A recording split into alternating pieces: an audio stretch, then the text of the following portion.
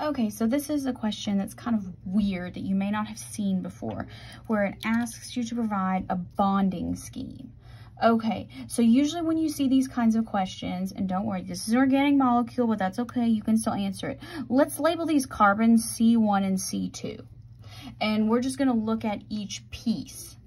So the first thing we need to do is let's look at carbon 1. Carbon 1 has 1, 2, 3, 4 groups. All right, so it has 4 groups.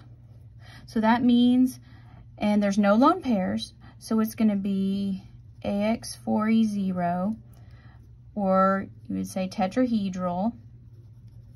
So it's gonna have a tetrahedral geometry and shape. So there's no lone pairs, so that's good.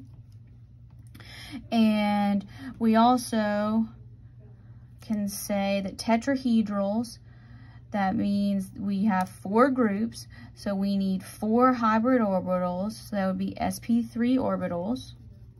Again, you're gonna have to go back and look at some of this stuff from that last chapter that we did in 170.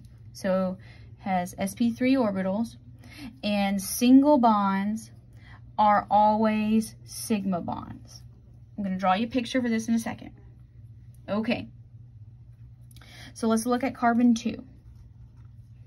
And usually, on a multiple choice, it would ask you some variation of these things. But we're going to do the whole bonding scheme. We're going to talk about it. So, okay, so carbon 2 has 1, 2, 3 groups. So 3 groups. No lone pairs. So that would be AX3E0. So that's going to be trigonal planar. I like doing these with carbon because there's never lone pairs. So trigonal planar, hopefully you remember that. We're not doing anything with the oxygen, we're just going to do it with these carbons. Okay, so we have 3 groups, that means we need to have 3 boxes. We need 3 hybrid orbitals, and so we have 1 s and 2 come for the p's. So it's kind of like an exponent of 1. 1 s, 2 p's, 3 orbitals. Down here, we have 4 groups, so we have 1 s, 1, 2, 3 p's, 4 hybrid orbitals. Okay, so let's talk about bonding. So over here, sigma bonds are between the hybrid orbitals.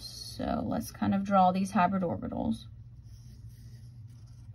And I didn't put this on any of the tests or the quizzes in 170, but you'll see that. Okay, so sigma bonds overlap end to end. They touch in one spot.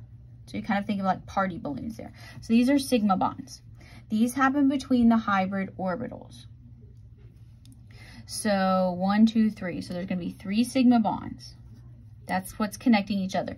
Do you see how this is a double bond? This is a double bond.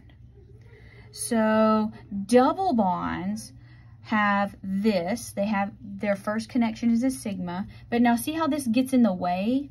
So they also have, and again, I didn't draw these very well. This is an unhybridized p orbital. An unhybridized p orbital. And it kind of comes out of this, and these connect both over and under. And this is called a pi bond. I remember it because you have 2 orbitals connected to each other like this. I think this, in my mind, it kind of looks like a pi. So you have 3 sigma bonds, 1 pi bond. So single bonds are always sigma. Double bonds are 1 sigma, 1 pi. And triple bonds are always 1 sigma and 2 pi bonds.